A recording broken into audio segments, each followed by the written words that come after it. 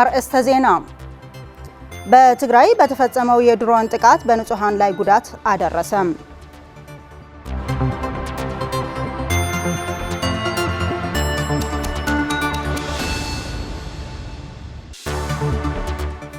በየመን የሚገኙ ኢትዮጵያውያን ስደተኞች በሞትና ሽረት መሃል ነን ሲሉ ዓለም አቀፍ የስደተኞች ድርጅት ድጋፍ እንዲያደርግላቸው ተማጸኑ።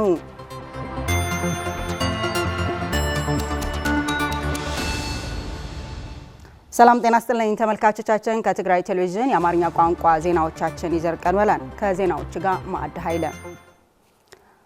በትግራይ በተፈጸመው የድሮን ጥቃት በንጹሃን ላይ ጉዳት አደረሰም። በትግራይ ማዕከላዊ ዞን እንቱጮና ገንደብታ በተባሉ አካባቢዎች ዛሬ ሌሊት በተፈጸመ የድሮን ጥቃት የአንድ ሰው ሕይወት ሲያልፍ አንድ ሰውም ቆስሏል። በንብረት ላይ ከፍተኛ ውድመት መድረሱን የከተማው አስተዳደር አስታውቋል። እንደ እንቱጮ ከተማ አስተዳደር መግለጫ ከሆነ የመጀመሪያው ጥቃት ሌሊት ከ9 ተኩል እስከ 10 ሰዓት ባለው ጊዜ ውስጥ የተፈጸመው የምግብ ዘይትና ቡና ጭነው በጉዞ ላይ በነበሩት 2 የአይሱዚ የጭነት መኪናዎች ላይ ነው። ከጥቃቱ የአንድ አሽከርካሪ ሕይወት ወዲያውኑ ሲያልፍ ረዳቱ ላይ ደግሞ ከፍተኛ የአካል ጉዳት እንዳጋጠመው ታውቋል። በተመሳሳይ ሁኔታ ሌላኛው የድሮን ጥቃት ማለዳ 11 ተኩል ላይ በገንደብታ እንዳማርያም ሸዊቶ በተባለ ስፍራ በርበሬና የተለያዩ የንግድ ሸቀጦችን ጭነው ይጓዙ በነበሩ መኪኖች ላይ ተፈጽሟል።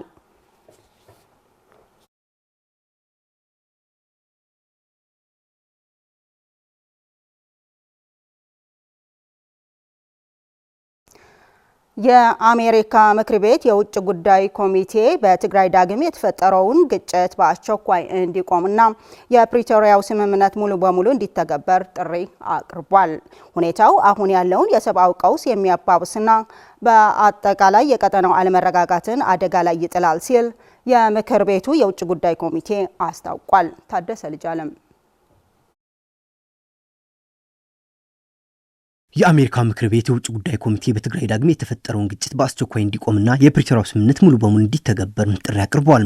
በትግራይ ውስጥ ጥላቻዎች እንደገና እንዲጀምሩ የተሰጠ መግለጫ የአሜሪካ ምክር ቤት የውጭ ጉዳይ ኮሚቴ ዛሬ ባወጣው መግለጫ አስታውቋል። በቅርቡ በትግራይ የሚካሄደው ጦርነት ለኢትዮጵያ ሕዝብ በሚሊዮኖች ለሚቆጠሩ ሕይወታቸው አደጋ የሚጥልና ወደ እርስ በርስ ጦርነት የሚያስገባና የሚያባብስ ነው ሲልም በመግለጫው አክሏል። ሁኔታው አሁን ያለውን የሰብአዊ ቀውስ ያባብሳልና በአጠቃላይ የክልል አለመረጋጋት አደጋ ላይ ይጥላል ሲል የምክር ቤቱ የውጭ ጉዳይ ኮሚቴ አስታውቋል። ማንኛውም ወገን ጥቃት ተጠቃሚ ሊሆን አይችልም ሲል የምክር ቤቱ የውጭ ጉዳይ ኮሚቴ ባወጣው መግለጫ አስታውቋል። ሁሉም ወገኖች ሁሉንም ግጭቶች ወዲያው እንዲያቆም እና የሰብአዊ ድርጅቶች ያለምንም እንቅፋት ለተቸገሩ ወገኖች እንዲዳረሱ ጥሪ አቅርበዋል። በአሜሪካ ምክር ቤት የውጭ ጉዳይ ኮሚቴ አባል የሆኑት ግሪጎሪ ሚክስ በሰሜን ኢትዮጵያ ግጭት መቀስቀሱ የሚሊዮኖች ሕይወት ለአደጋ የሚያጋልጥና የቀጠናውን ሰላም የሚያናጋ ነው ሲሉ ስጋታቸውን ገልጸዋል። የኮንግረሱ አባል ሚክስ ግጭቱን በተመለከተ ባወጣው መግለጫ ሁኔታው ኢትዮጵያ ወደ እርስ በርስ ጦርነት የሚመልስና የትኛውም ወገን አትራፊ እንደማይሆን በመግለጽ ሰላማዊ መፍትሄ እንዲፈለግ ጠይቀዋል። የአሜሪካ ምክር ቤት የውጭ ጉዳይ ኮሚቴ ደም አፋሳሽ ጦርነቱ ያስቆመው የተፈረመው የፕሪቶሪያው ስምምነት ሙሉ በሙሉ ተግባራዊ ማድረግ አስፈላጊ መሆኑን አስጠንቅቀዋል። የፕሪቶሪያው ስምምነት የትግራይ ህገ መንግስታዊ መብት፣ ግዛታዊ አንድነት ማክበር፣ የተፈናቀሉ ወገኖች ወደ ቀያቸው መመለስ፣ ወራሪ ኃይሎች ከትግራይ ግዛት ለቀው እንዲወጡና የትግራይ መልሶ ማቋቋም እንዲከናወን ስምምነቱ ይጠይቃል። እንዲሁም የሰብአዊ እርዳታ ያለማቋረጥ እንዲዳረስ ይደነግጋል። ኮሚቴው ኢትዮጵያ የሚያጋጥሟት የፖለቲካ ችግር በጦር ሜዳ ሊፈቱ እንደማይችሉና ዲፕሎማሲያዊና ነጻ ፍትሃዊ ምርጫ ብቻ ተግባራዊ መሳሪያዎች እንደሆኑ ተናግረዋል። በተመሳሳይ የአፍሪካ ህብረት የፕሪቶሪያው ስምምነት ተደራዳሪዎች መተማመንና የመረጋጋት እድገትን ከሚያዳክሙ ድርጊቶች እንዲቆጠቡ ማሳሰቡ ይታወቃል። የአፍሪካ ህብረት ሊቀመንበር መሐመድ አሊ ዩሱፍ በትግራይ የተስተዋሉ ያሉ ክስተቶች እንደሚያሳስባቸውና በቅርበት እየተከታተሉት መሆኑን ገልጸዋል። መሐመድ አሊ ዩሱፍ አያይዞም የፕሪቶሪያው ስምምነት በረከቶች መጠበቅ አስፈላጊ መሆኑን በማጉላት ሁለቱም ወገኖች በስምምነቱ መንፈስ ያልተፈቱ ችግሮቻቸው እንዲደራደሩና እንዲፈቱም ጥሪ አቅርበዋል። የአፍሪካ ህብረት ለሰላምና እርቅ ብለውም ለፕሪቶሪያው ስምምነት በተቀላጠፈ ሁኔታ ተግባራዊ ለማድረግ ያለው ቁርጠኝነት የማይናወጥ አቋም መሆኑን በመግለጽ በሁለቱም ወገኖች መካከል የሚደረገው ውይይት ትብብርና መተማመን ለመገንባት ለማፋጠንና ለመደገፍ ዝግጁ መሆኑን በገጹ ባሰፈረው ጽሑፍ አረጋግጠዋል። የትግራይ አርሶ አደሮች በተናጠል የውሃ አማራጭ ተጠቃሚ እንዲሆኑ የሚያስችል አቅጣጫ የውሃ ዘመቻ መጀመሩ የትግራይ ውሃና ኢነርጂ ቢሮ ገለጸም። አርሶ አደሮች የመስኖ ልማትን ለማስፋፋት የሶላር ኢነርጂ መጠቀም እንዲችሉ የብድር አገልግሎት መዘጋጀቱም ታውቋል። ለተስፋይ ታደሰ ዘገባም ስለ ሸሐጎስ ያቀርበዋል። በኢኮኖሚ ራስን ለመቻል በሚደረገው ሂደት ውሃን መጠቀም አስፈላጊ በመሆኑ በትግራይ ክልል የውሃ ዘመቻ መጀመሩን በትግራይ ውሃና ኢነርጂ ቢሮ ምክትል ኃላፊና የመስኖ ልማት ማስፋፋት ዳይሬክቶሬት ዳይሬክተር አቶ መላኩ እስጢፋኖስ ያስረዳሉ። ናይ ሐመድ ማይ ንዕቀው አካባቢ ይሰርሕሉ ልክዕ ከማ አርሶ አደሮች በቀያቸው የአፈርና ውሃ ጥበቃ ስራ እንደሚሰሩት ሁሉ በክልላችን የውሃ ባለቤት መሆን የሚያስችል የውሃ ዘመቻ አቅጣጫ ተቀምጧል። ከአመራሮች ጋር በመነጋገርና በመረዳዳት ወደ ተግባርም ተገብተዋል። የተለያዩ የበጎ አድራጎት ድርጅቶች የሚገኙ ድጋፎች የመስኖ ልማትን ለማጠናከር እንደሚሰራ አቶ መላኩ ያብራራሉ። ናይ ልማት መዳርክቲ አካላት ንብለን በዚህን ዝመጽ ውስን ወንተሆነት በጀት ከበጎ አድራጊ ድርጅቶች የሚገኝ ድጋፍ በሚፈለገው ልክ እንኳን ባይሆን አርሶ አደሩ የጀመረውን ውሃን የማጠራቀምና የማልማት መርሃ ግብር እንዳይደናቀፍ በጀት የሚበጀት ይሆናል። የመስኖ ስራን በቤንዚል የሚጠቀሙ ጄኔሬተሮች ሲሳለጥ የቆየ መሆኑን የገለጹት አቶ መላኩ ባለው የነዳጅ እጥረት የመስኖ ስራዎች እንዳይስተጓጎሉ ሶላር ሲስተም በመጠቀም የሚሰራ መሆኑን አስረድተዋል። ኢነርጂ ዘይደልዩ ቴክኖሎጂታት መምራጽ ይደልይ ኢነርጂ የማይፈልጉ የቴክኖሎጂ ውጤቶችን ማምረትና መጠቀም አስፈላጊ ነው። ይህም ግራቪቲ የሚሰሩትን መጠቀም ማለት ነው። ሌላው የከርሰ ምድር ውሃን በመጠቀም የመስኖ ልማት ስራ ማካሄድ ነው። የነዳጅ እጥረት በከፍተኛ ሁኔታ በመኖሩ የኤሌክትሪክና ሞተርን በመተው የሶላር ሲስተም በመጠቀም ማልማት ይቻላል። አርሶ አደሮች የመስኖ ልማትን ማሳለጥ እንዲችሉም ሶላር በብድር አቅርቦት ማግኘት እንዲችሉ እድል መመቻቸቱን አቶ መላኩ እስጢፋኖስ ገልጸዋል። ብልቃሕ ገባር ብልቃሕ ሶላር ዝረኸበሉ ኩነታት አርሶ አደሮች ሶላርን በብድር አገልግሎት መጠቀም የሚችሉበት እድል የማመቻቸት ስራ ተጀምረዋል። ሶላር አቅራቢዎች ከደደቢት ማይክሮፋይናንስ ውል አስረዋል። በመሆኑም የብድር አገልግሎት ተጠቃሚ መሆን ይችላሉ። የትግራይ ሙስሊም ሴቶች ማህበር በተለያየ ችግር ውስጥ ለነበሩ ሴቶች ከተለያዩ አጋር አካላት ጋር በመተባበር በተለያየ ሙያ ያሰለጠኗቸው ሙያተኞች አስመረቀም። ሴቶችን በኢኮኖሚ ማብቃት ለአገርና ለወገን ጠቀሜታው የላቀ መሆኑንና በዚህም አስፈላጊውን ድጋፍ በሚመለከታቸው አካላት እንዲደረግም ተጠይቋል። ሙሉ ብርሃን ዳርጌ አዘጋጅተዋለች። ለ21 ዓመታት በስራ የቆየው የትግራይ ሙስሊም ሴቶች ማህበር ወጣት ሴቶች በስራ ራሳቸውን እንዲችሉ በማለም ከራሚ ጋርመንት ጋር በመተባበር በምግብ ሙያና በልብስ ስፌት ለ3 ወራት ያሰለጠናቸው 125 እንስቶች ለሶስተኛ ዙር ማስመረቁን ገልጿል። የትግራይ ሙስሊም ሴቶች ማህበር ስራ አስኪያጅ ወይዘሮ ናስራ አህመድ አሊ ሴቶች በኢኮኖሚ ከበለጸጉ ለኑሯቸውና ለሀገር ጠቀሜታው የጎላ መሆኑን ገልጸዋል። ዛሬ እንደዚህ ሴቶች አስተምረን የምናስመርቃቸው ሴት ልጅ አቅም እንዲኖራት እነዚህ እህቶቻችን ደግሞ ያው ወላጅ አልባ የሚያሳድጉ ህፃናት የያዙና የተፋቱ በኢኮኖሚ ደግሞ አቅም የሌላቸው እህቶች ወይ እናቶች ናቸው። ስለዚህ እነዚህ ማስተማር ማለት ቤተሰቦቻቸውን ያግዛሉ፣ ልጆቻቸውን በጥሩ ሁኔታ ሊያስተምሩ ሊያሳድጉ ይችላሉ። ከዛ ደግሞ በተረፈ ሴት ልጅን ማስተማር ማህበረሰቡን ማስተማር ማለት ነው። መንግስትም ይሁን እንደኛ በጎ አድራጎት የሚሰራ ያለውም እንዴት ወደ ስራ እንደሚገቡ ራሳቸው እንዲችሉ ቢደረግ ጥሩ መፍትሄ ነው ለሀገርም ለቤተሰብም እላለሁ። አክለውም ማህበሩ አሁን ካለበት አሰራር በራቀ ለመስራት መንግስት የመስሪያ ቦታና መሰል ድጋፍ እንዲያደርግላቸውም ጠይቀዋል። አሁን ማህበር ሙስሊም ሴቶች ትግራይ ከእስልምና ጉዳይ ነው ተጠግተን የምንሰራ ያለነው። የራሳችን መሬት የለንም። መሬት አመልክተን ጠይቀናል።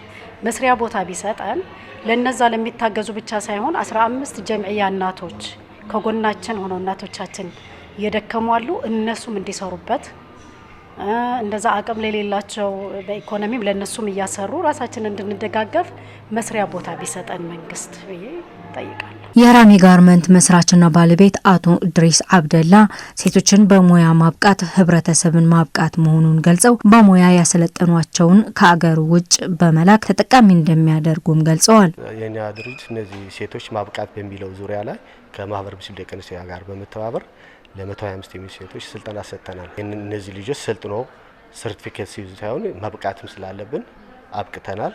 በዚህ ላይ ነው ለዚህ ሴቶች ደግሞ ከተለያየ ማህበራዊ ችግር ነው የመጡት ተጽዕኖ ነው ያላቸው። እነዚህ ተጽዕኖዎች ቀርፈው ወደ ስልጠና እንዲገቡ ማድረግ ደግሞ ያው የኛ ቻሌንጅ ነበር። የዛኔ ያው ኢንሻአላህ ተዋጥተናል። ለቀጣይ መሰራቸው ወደ ውጭ ሀገር ሰልጥኖ የሰለጠነ ዜጋ ሰልጥኖ ሙያውን ይዞ ውጭ ሀገር ለራሱና ለቤተሰቡ የሚጠቅሙበት በህጋዊ መልክ ሰርቶ እንዲሄዱ መንግስት ባመቻቸው እቅድ መሰረት እዛ ላይ እየሰራን ያለ ተመራቂ ሴት ሰልጣኞች በበኩላቸው ባካበቱት ሙያ ራሳቸውን በመቻል የስደትን ህይወት ወደ ጎን በመተው በአገር ሰርቶ መለወጥና ኢኮኖሚን ማሳደግ እንደሚገባ ገልጸዋል። አያይዘውም ከሚመለከታቸው አካላት አስፈላጊውን ድጋፍ እንዲደረግላቸውም ጠይቀዋል። አልহামዱሊላህ በዚህ ስልጠና ላይ ያው የተወሰነ ችለናል። ወደፊቱንም በደንብ ለመቻል እየጣርን ነው ኢንሻአላህ። በተቻለኝ ራሴን ለመቻልና ቤተሰቦችንም እንድችል ለሁሉም እንድበቃ እጥራለሁ ኢንሻአላህ።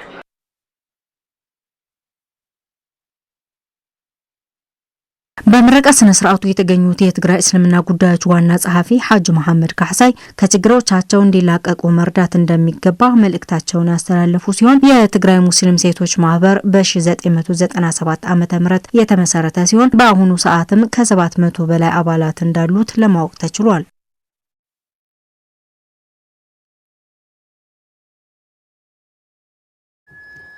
በየመን ሰንዓ የሚገኙ ኢትዮጵያውያን ስደተኞች በሞትና ሽረት መሃል ነን ሲሉ ዓለም አቀፍ የስደተኞች ድርጅት ድጋፍ እንዲያደርግላቸው ተማጸኑ።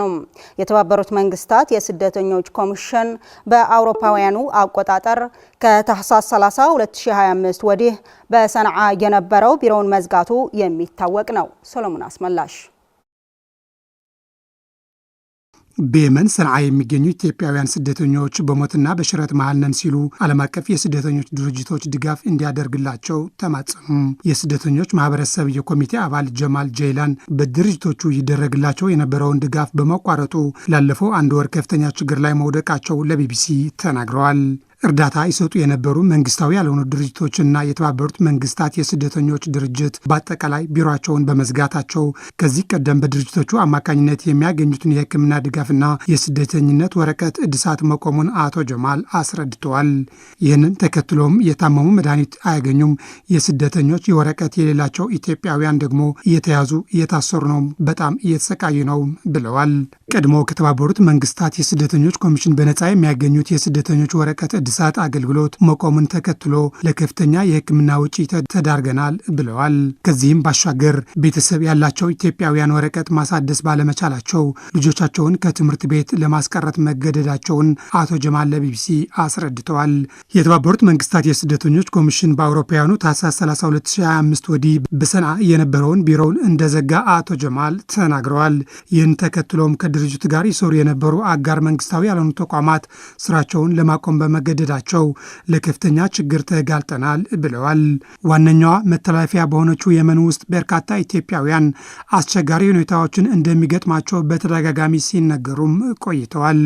ከጅቡቲና ከሶማሌ በመነሳት በትናንሽ ጀልባዎች የተሻለ ስራና ህይወት ፍለጋ ከኢትዮጵያ የሚነሱ ኢትዮጵያውያን ወጣቶች ፈተና የሚገጥማቸው የመን ከደረሱ በኋላ ብቻ አይደለም።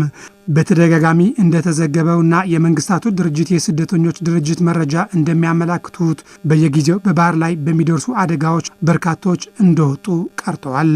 ዘገባው የቢቢሲ ነው።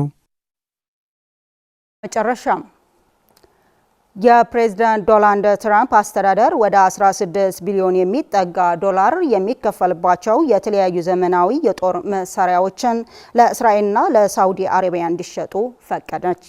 በተጨማሪም የአሜሪካ የመከላከያ መስሪያ ቤት ፔንታጎን እንዳስታወቀው ሳውዲ አረቢያ ከ700 በላይ ፓትሪየት ሚሳይሎች እና ተያያዥ የጦር መሳሪያዎች እንድትገዛ ተፈቅዶላታል። ብርቱካን ጌታዬ